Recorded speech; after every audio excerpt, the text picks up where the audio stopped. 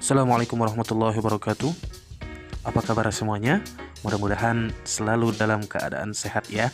Oke, sekarang hari ini kita memasuki semester 2 di kelas 6.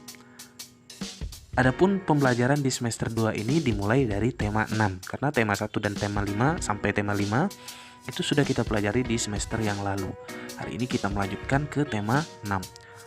Di tema 6 ini yaitu menuju masyarakat sejahtera. Oke, silakan kalian buka buku kalian. Di sana buka di halaman 1 ya, halaman 1.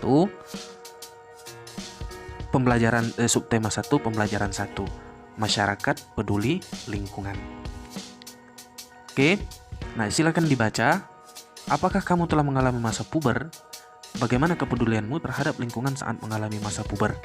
Nah, mungkin kalian belum pernah mendengarkan kata-kata masa puber. Apa itu masa puber? Nah, nanti akan kita pelajari di pembelajaran selanjutnya. Pada kali ini hanya Bapak garis bawahi bahwa masa puber adalah menuju remaja atau bisa dikatakan masa remaja. Saat ini, kalau sebelum-sebelumnya kalian mungkin disebut dengan masa anak-anak. Nah, masa puber itu artinya dia sudah berubah dari anak-anak mau menuju ke masa remaja. Setelah remaja masa dewasa. Setelah masa dewasa disebut dengan masa lanjut usia atau tua gitu ya. Nah, ini nanti akan kita pelajari. Masa puber itu bisa kita ketahui dari ciri-ciri fisik. Artinya setiap orang akan mengalami yang namanya masa puber. Dia akan berubah secara fisik, bisa kita lihat.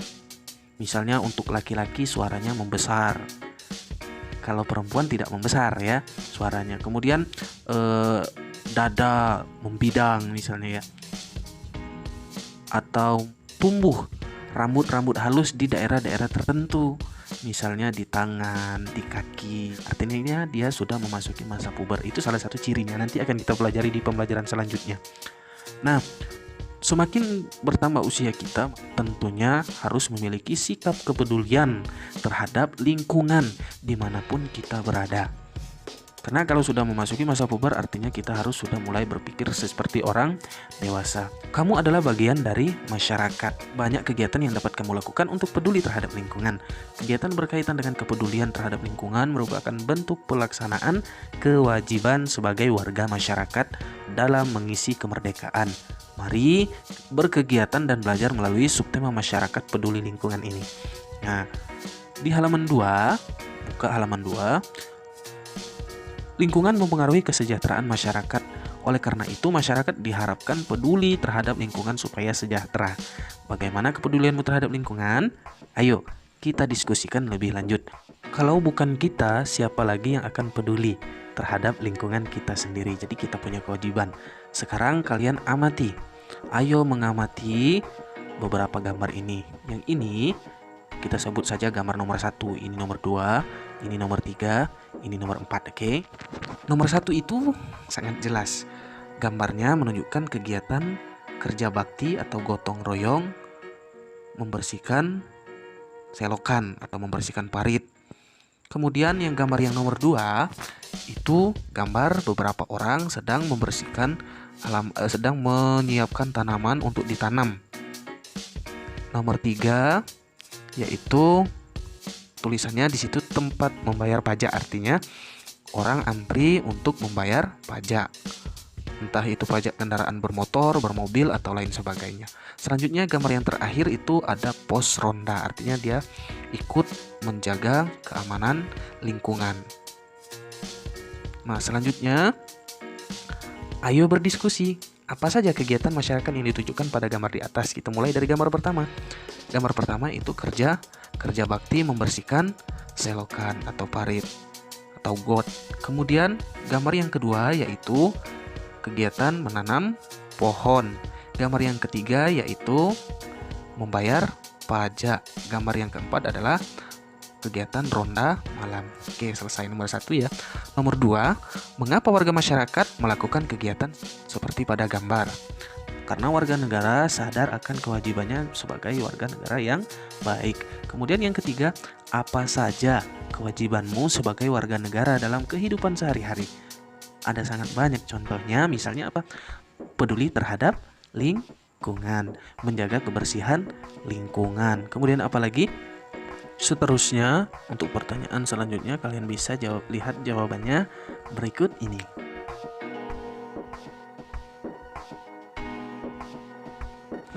Sebagai warga negara Indonesia yang baik, kita harus peduli terhadap lingkungan. Misalnya, ikut membantu membersihkan lingkungan, menjaga keamanan lingkungan, dan mematuhi peraturan yang ada di lingkungan. Apakah kamu sudah mematuhi peraturan yang ada di lingkungan sekolahmu? Kamu hendaknya selalu mematuhi peraturan yang ada di lingkungan sekolah, seperti memakai seragam sekolah sesuai ketentuan, tiba di sekolah sebelum bel tanda masuk berbunyi, menjaga ketenangan dan ketertiban di lingkungan sekolah, serta membuang sampah di tempatnya. Kalau kita pada saat ini misalnya, karena dalam keadaan suasana wabah virus corona, maka kita diwajibkan untuk mematuhi protokol kesehatan. Itu salah satu aturan yang diterapkan di sekolah. Nah, kegiatan tersebut merupakan bentuk pelaksanaan kewajiban siswa sebagai warga masyarakat dalam mengisi kemerdekaan dengan kegiatan-kegiatan yang positif. Bangsa Indonesia telah merdeka sejak tahun 1945. Kemerdekaan bangsa Indonesia diperoleh dengan perjuangan penuh pengorbanan. Oleh karena itu, kemerdekaan bagi bangsa Indonesia merupakan sesuatu yang tidak ternilai harganya. Sehingga untuk meraihnya, bangsa Indonesia harus berjuang dengan penuh pengorbanan. Semester lalu kita sudah mempelajari tentang proklamasi kemerdekaan Indonesia. Bagaimana kamu memaknai kemerdekaan bangsa ini? Memaknai artinya mengartikan, oh kemerdekaan itu seperti ini, kemerdekaan itu seperti itu. Nah, ayo supaya tahu kita baca dulu di teks berikutnya. Ayo membaca makna proklamasi bagi bangsa Indonesia. Proklamasi berasal dari kata proklamatio dari bahasa Yunani yang memiliki arti pengumuman resmi kepada seluruh rakyat. Pengumuman yang dimaksud adalah pengumuman yang berhubungan dengan ketatanegaraan. Setiap bangsa pasti menginginkan kemerdekaan karena kemerdekaan merupakan cita-cita dan tujuan yang ingin dicapai. Begitu proklamasi kemerdekaan dapat dijadikan jembatan emas bagi bangsa Indonesia menuju masyarakat yang sejahtera, adil, dan makmur. Nah, sekarang setelah kita membaca itu, kita diminta untuk ayo berlatih. Jawablah pertanyaan di bawah ini dengan lisan. Artinya tidak perlu kalian tulis, kalian langsung jawab menggunakan ucapan langsung. Apa judul teks pada bacaan di atas? Kalau bicara tentang judul, maka kita lihat yang paling atas. Nah, ini dia judul, makna proklamasi bagi bangsa Indonesia. Nomor 2, apa kata kunci dari judul bacaan? Judul bacaannya itu makna proklamasi bagi bangsa Indonesia. Yang menjadi kata kunci di sini adalah proklamasi. Oke, paham ya? Jadi jawabannya adalah proklamasi. Nah, terus nomor 3, informasi apa yang diperoleh dari bacaan berdasarkan kata kunci? Kita lihat kata kuncinya tadi apa? Proklamasi. Informasi apa yang kita peroleh? Kamu lihat di bagian poin A sampai D. Proklamasi sebagai puncak, proklamasi sebagai awal, dan seterusnya ya. Nah, boleh diisi yang itu, boleh.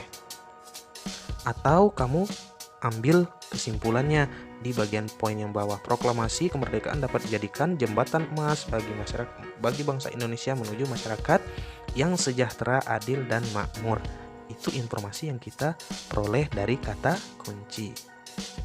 Selanjutnya, nomor 4, apa yang dapat kamu lakukan sebagai warga masyarakat dalam memaknai kemerdekaan?